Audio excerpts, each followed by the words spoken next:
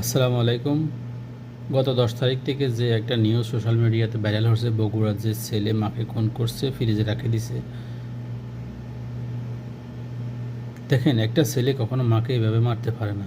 সে মা যতই খারাপ হোক বা যতই ইয়ে হোক বা ছেলে যতই খারাপ হোক, যখন একটা লোক নেশাগ্রস্ত থাকে, থাকে, তখন তার সামনে কে আসে না আসে তখন তা একটু মানা যায়। কিন্তু এই ছেলে তো নেশাগ্রস্ত না, এই ছেলেকে একটা হুজুর টাইপের দেখা যাইতেছে, ভালো ছেলে দেখা যাইতেছে। কিন্তু সবাই ওর দিকে নজর দিচ্ছে, ওর দিকে চোখ তুলছে, সবাই প্রশাসনও ওরে বলতেছে ও খুন করছে। সারা বাংলাদেশের মানুষও তা সোশ্যাল মিডিয়ায় তাকে গালি দিতেছে, ছেলেকে রাখার দরকার নাই, এই ছেলেকে মারি ফেলার দরকার, মাকে খুন করছে।